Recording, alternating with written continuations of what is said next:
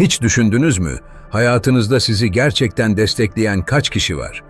Kimler size güç veriyor, kimler ise farkında olmadan ya da bilerek sizi yavaşlatıyor? Belki de bazen sorunları dış dünyada arıyoruz. Ancak asıl sorun çevremizdeki insanlarda olabilir. Hepimiz bizi aşağı çeken veya motive eden insanların etkisi altındayız. Peki, bu insanlar kimler? Bir düşünün. Hayatınızı paylaştığınız insanlar sizi daha güçlü mü yapıyor, yoksa içinizdeki ışığı söndürüyor mu? Hangi davranışları görmezden geliyorsunuz? Belki de değişir diyerek umut besliyorsunuz. Ancak değişmeyen tek şey, sürekli hayal kırıklığı yaşamanıza sebep olan bu insanlardır. Marcus Aurelius'un bir sözü vardır. Hayatta en büyük zenginlik, doğru insanlarla çevrili olmaktır. Yanlış insanlarla vakit kaybettiğinizde, ne kadar değerli fırsatlar kaçırdığınızın farkına varmanız uzun sürmez. Bu videoda çevrenizde dikkat etmeniz gereken 13 insan tipini ele alacağız. Amacımız, sizi kimlerin yavaşlattığını fark etmenize ve hayatınızda hangi ilişkilerin gözden geçirilmesi gerektiğine dair bir farkındalık yaratmak. Şimdi birlikte bu kişileri daha yakından tanıyalım. 1. Kötümser ve sürekli şikayet eden kişiler. Hayatınızdaki bazı insanlar her durumda sorunu görebilir ama çözümü asla. Onlar için dünya sürekli bir felaketler zinciridir. Hangi konuda konuşursanız konuşun, her şeyin kötüye gideceğini, hiçbir şeyin düzelmeyeceğini iddia ederler. Belki başta bu kişilere anlayış gösterirsiniz. Hatta onların hayata bakış açısının sizi etkilemeyeceğini düşünürsünüz. Ancak yanlarında daha fazla zaman geçirdikçe farkına bile varmadan aynı olumsuz düşünceleri benimsemeye başlarsınız. Motivasyonunuz azalır, hedefleriniz bulanıklaşır ve sonunda kendinizi şikayet etmekten başka bir şey yapmayan biri olarak bulabilirsiniz. Stoacı filozoflar bu tür insanlara karşı uyarıda bulunur. Marcus Aurelius şöyle der: "Kendi zihnini korumazsan, başkalarının karamsarlığı seni de karanlığa çeker." Siz, içinde bulunduğunuz duruma değil, düşüncelerinize hükmetmelisiniz. Çevrenizdekilerin sürekli şikayet etmesi, sizin dünyaya bakışınızı zehirleyebilir. Bu yüzden, hayatınızda sizi sürekli aşağı çeken bu insanları fark etmeli ve onlara sınır koymalısınız. Elbette insanlara yardım etmek güzeldir ama önce kendi zihinsel sağlığınızı korumanız gerektiğini unutmayın. Sizce çevrenizde bu tanıma uyan biri var mı? 2. Manipülatif ve fırsatçı kişiler. Hayatınızda size her zaman dost gibi görünen ama gerçekte kendi çıkarlarından başka bir şey düşünmeyen insanlar olabilir. Bu kişiler genellikle size tatlı sözler söyler, dost gibi yaklaşır, hatta ihtiyaç duyduğunuz anlarda yanınızda olduklarını gösterirler. Ancak zamanla fark edersiniz ki bu desteklerin arkasında hep bir beklenti gizlidir. Onlar için önemli olan sizin mutluluğunuz değil, sizi nasıl yönlendirebilecekleridir. Manipülasyonun en büyük tehlikesi, fark edilmesinin zor olmasıdır. Fırsatçı insanlar bunu ustaca yapar, sizi belli bir noktaya getirene kadar gerçek yüzlerini gizlerler. Bir bakmışsınız, sürekli onların işlerini çözmeye başlamışsınız. Kendi hedeflerinizi ise bir kenara itmişsiniz. Stoacı filozof Epiktetos, bu konuda net bir uyarıda bulunur. Başkalarının kontrolüne giren kişi, kendi yaşamının kontrolünü kaybeder. Kendinize dönüp sormanız gereken soru şudur: hayatınızda sizi gerçekten destekleyen mi var, yoksa sizden faydalanmaya çalışanlar mı? Bu kişiler genellikle sizi suçluluk hissettirerek yönlendirmeye çalışır. "Sen olmasaydın ben bunu yapamazdım." ya da "Senin yardımın olmadan kaybolurum" gibi ifadelerle sizi sürekli bir borçlu pozisyonunda tutmak isterler. Oysa gerçek dostluk, karşılıklı bir dengeye dayanır. Her iki taraf da birbirini destekler. Eğer bu denge sürekli bozuluyorsa, artık o ilişkiyi sorgulamanın vakti gelmiş demektir. Sizce bu tür bir ilişki, sizin hayatınızda ne kadar yer kaplıyor? Belki de artık bu manipülasyon döngüsünü fark etmenin ve sınırlarınızı çizmenin zamanı gelmiştir. 3. Dedikoducu ve güvensiz kişiler. Bazı insanlar sizinle zaman geçirirken sürekli başkalarından bahseder. Kimin ne yaptığını, kimlerin hangi hataları yaptığını, kimin başarısız olduğunu uzun uzun anlatırlar. İlk başta bu, sizi eğlendirebilir ya da sıradan bir sohbet gibi görünebilir. Ancak dikkat edin, Bu kişiler başkaları hakkında söyledikleri gibi sizin hakkınızda da aynı şeyleri konuşuyor olabilir. Dedikoducu insanlar güveni zedeler. Onlarla paylaştığınız bir sır, kısa süre içinde başka bir yerde karşınıza çıkabilir. Bir süre sonra etrafınızda kime güvenebileceğinizi sorgulamaya başlarsınız. Stoacı filozof Seneca, güven, kolay verilmemesi gereken bir hazinedir der. İnsanın çevresindeki insanlara güvenememesi, içsel huzurunu da derinden sarsar. Kendinizi sürekli tetikte hissetmenize sebep olur. Bu insanlar sadece güveninizi kırmakla kalmaz.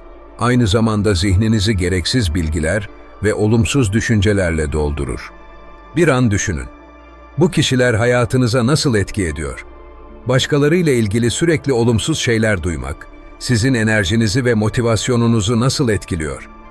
Dedikoducu insanlar, başkalarının zayıflıklarını ön plana çıkararak kendi eksikliklerini gizlemeye çalışır. Bu, bir süre sonra sizin de insanlara karşı daha şüpheci ve güvensiz olmanıza neden olabilir. Gerçek ilişkiler güven üzerine kuruludur. Birine güvenebilmek, hayatınızdaki dengeyi sağlayan temel bir unsurdur. Eğer çevrenizde sürekli başkaları hakkında konuşan, sırları yayan insanlar varsa, onlardan uzak durmayı düşünmelisiniz. Çünkü güven, bir kez sarsıldığında tekrar inşa edilmesi çok zordur. Peki, siz bu tür insanlarla nasıl başa çıkıyorsunuz? 4. Sürekli rekabet eden, başarılarınızı küçümseyen ve kıskanç kişiler. Hayatınızdaki bazı insanlar sizin başarılarınızı asla takdir etmez. Siz ne yaparsanız yapın, onların gözünde ya şans eseri olmuş ya da yeterince önemli değildir. Daha da kötüsü, sürekli sizinle rekabet etmeye çalışırlar. Her zaman bir adım önde olmak isterler ve sizin başarılarınızı değersizleştirerek kendilerini daha üstün göstermeye çalışırlar. İlk başta bunu fark etmeyebilirsiniz. Çünkü bu kişiler genellikle başarılarınızı ince bir dille küçümser. "O iş zaten kolaydı." ya da "ama asıl önemli olan şu" gibi ifadelerle sizin değerli çabalarınızı gölgede bırakırlar. Bu sürekli rekabet ortamı, zamanla sizin kendinize olan güveninizi sarsabilir. Bir noktada, ne kadar çabalarsanız çabalayın, yeterince iyi olmadığınızı düşünmeye başlayabilirsiniz. Oysa başarı, sizin içinizde büyüyen bir güçtür ve başkalarının onayına ihtiyaç duymaz. Epiktetos şöyle der: "Kendi değerinizi başkalarının takdirine bağladığınızda, onların esiri olursunuz." Hayatınızdaki kıskanç ve küçümseyici insanlar bu esareti besler. Bu kişilerle sürekli bir yarışa girerseniz, asıl hedeflerinizi gözden kaçırabilirsiniz. Sürekli başkalarıyla kıyaslama yapmanın sizi yavaşlatacağını unutmayın. Her bireyin yolculuğu kendine özeldir ve bu yolculukta karşılaşacağınız tek gerçek rakip kendinizdir. Başkalarının sizin başarılarınızı küçümsemesi, onların kendi eksiklikleriyle yüzleşememesinden kaynaklanır. Bu yüzden böyle kişilere sınır koymak önemlidir. Kendi değerinizin farkında olduğunuzda bu tür insanlar sizi etkilemekte zorlanacaktır. Peki, sizin hayatınızda başarılarınızı küçümseyen biri var mı? Bu kişilere karşı nasıl bir tutum sergiliyorsunuz? 5. Sorumsuz ve sürekli mazeret üreten kişiler. Hayatınızda her zaman sorumluluktan kaçan, yaptığı hatalar için sürekli bahaneler bulan insanlar olabilir. Bu kişiler hiçbir zaman hatalarını kabul etmez. Her şeyin suçunu çevresine, koşullara veya şansa bağlarlar. Eğer bir işte başarısız olmuşlarsa, mutlaka başka birini veya bir şeyi suçlarlar. Hatta bazen size de bu sorumluluğu yüklemeye çalışabilirler. Bu insanların sorumsuzluğu, sizin de planlarınızı ve hayallerinizi olumsuz etkileyebilir. Çünkü onlara güvenip bir yola çıktığınızda, yarı yolda bırakılma ihtimaliniz yüksektir. Bu kişilerle çalışmak ya da zaman geçirmek, sürekli hayal kırıklığı yaşamanıza sebep olabilir. İşlerin yolunda gitmemesi, onlar için alışıldık bir durumdur. Mazeretler üretmekte ustadırlar.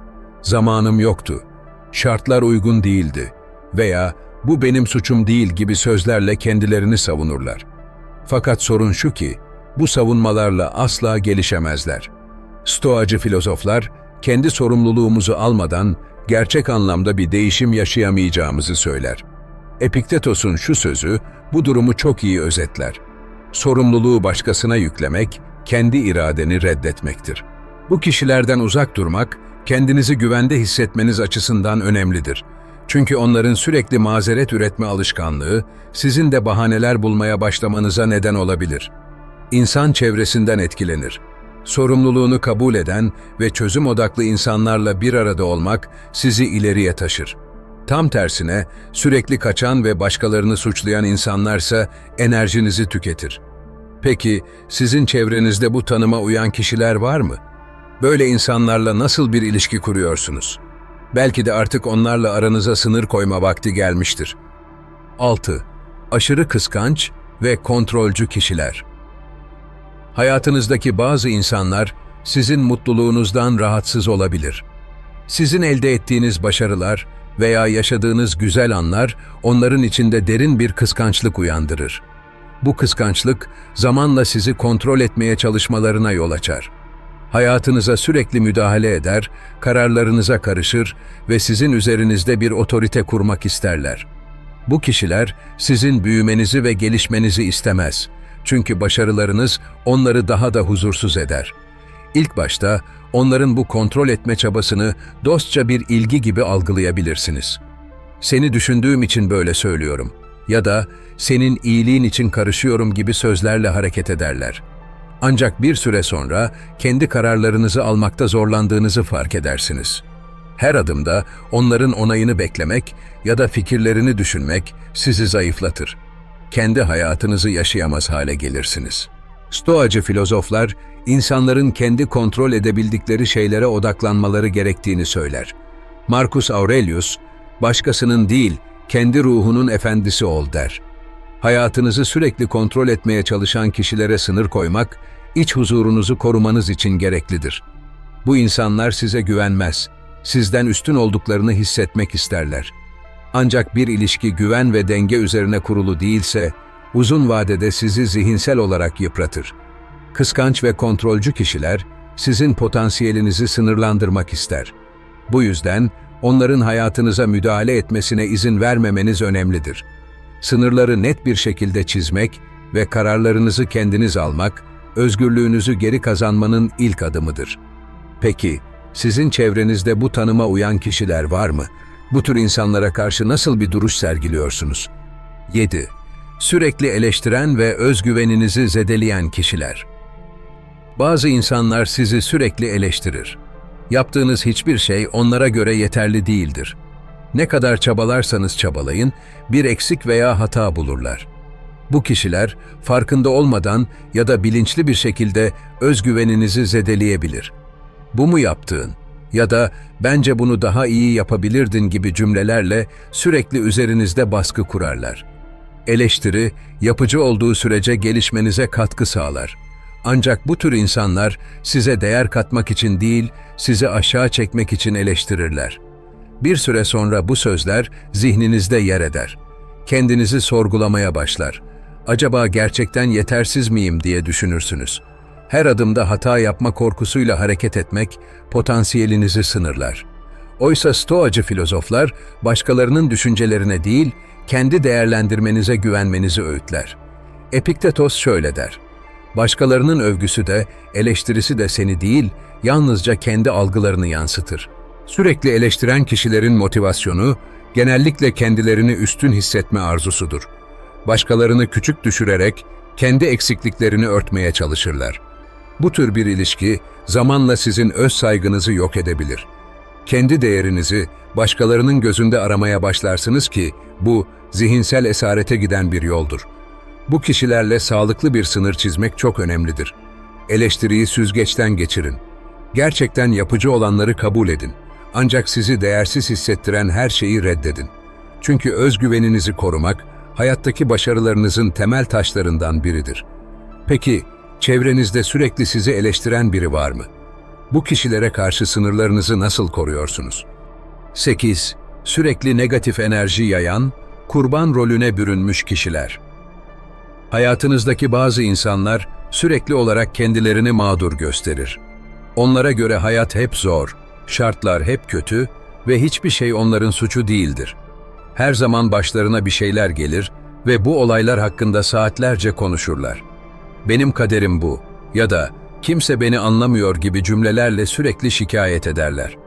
Bu tür insanlar bir çözüm aramak yerine çevrelerinden yalnızca destek ve ilgi beklerler.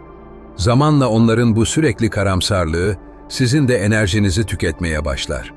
İlk başta bu kişilere yardım etmek isteyebilirsiniz. Onları anlamaya ve destek olmaya çalışırsınız. Ancak fark edersiniz ki hiçbir tavsiye, hiçbir destek onlar için yeterli değildir. Her zaman bir sorunları vardır ve sorunlarını çözmek yerine aynı döngüde yaşamaya devam ederler. Stoacı filozoflar, insanın kendi zihinsel gücünü ve iradesini kullanarak hayatındaki sorunlarla başa çıkması gerektiğini vurgular.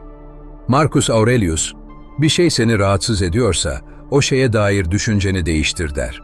Bu kişilerse düşüncelerini değiştirmekten kaçınır ve sürekli çevrelerinden ilgi bekler. Bu negatif döngüye kapılmak, sizin de motivasyonunuzu kaybetmenize neden olabilir. Bir süre sonra siz de her şeyi daha olumsuz bir gözle görmeye başlayabilirsiniz. Oysa çevrenizdeki insanların enerjisi sizin ruh halinizi doğrudan etkiler. Kendinizi kurban rolüne bürünen insanlarla çevrili bulursanız, onların bu alışkanlıklarını fark etmeniz ve aranıza sağlıklı sınırlar koymanız önemlidir.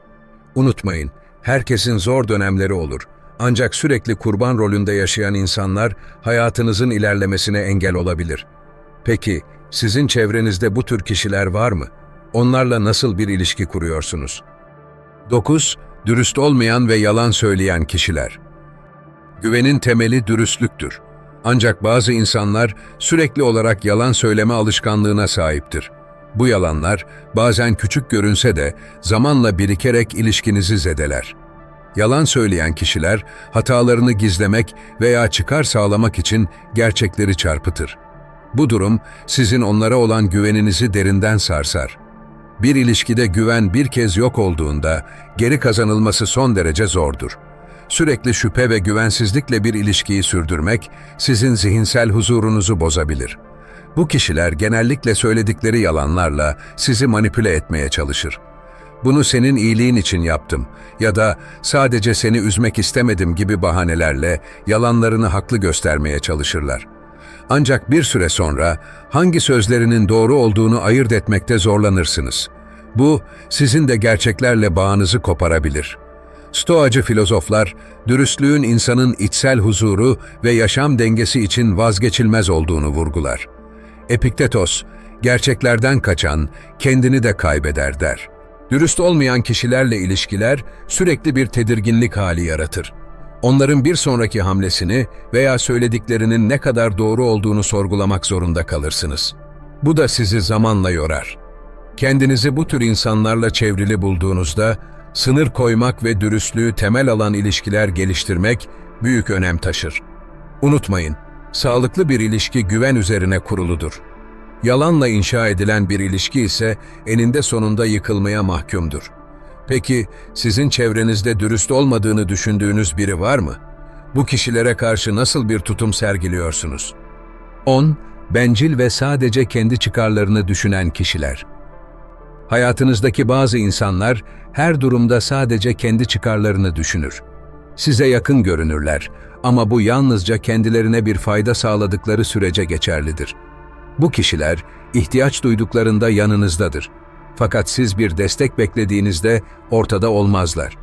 Yardım ettikten sonra bile sürekli bir beklenti içinde olurlar. Ben olmasaydım bu iş olmazdı. Ya da sen de bana bir şeyler borçlusun gibi ifadelerle sizi sürekli bir yük altında tutmaya çalışırlar. Bu bencillik zamanla sizi zihinsel olarak yorar. Hayatınızdaki ilişkilerin dengesini sorgulamaya başlarsınız. Karşılıklı destek ve güvenin olmadığı bir ilişki sizin ilerlemenize değil, geri kalmanıza sebep olur. Stoacı filozoflar, insanın çevresindeki insanları dikkatle seçmesi gerektiğini söyler. Marcus Aurelius, bir insanın değeri sadece kendine değil, başkalarına da faydalı olup olmadığıyla ölçülür der. Bencil insanlar sadece kendi çıkarlarına odaklanarak başkalarının hayatına katkıda bulunmazlar. Bu kişilerle ilişkilerinizde sürekli bir dengesizlik hissedersiniz. Sizin mutluluğunuz, başarılarınız veya ihtiyaçlarınız onlar için önemsizdir. Eğer bu tür insanlarla çevriliyseniz, kendi değerlerinizi ve sınırlarınızı netleştirmeniz gerekir. Kendi ihtiyaçlarınızı göz ardı etmeyin. Gerçek dostluk ve ilişkiler her iki tarafın da birbirini desteklediği bir dengeye dayanır. Peki, sizin çevrenizde bu tür bencil kişiler var mı? Onlarla nasıl bir ilişki sürdürebiliyorsunuz?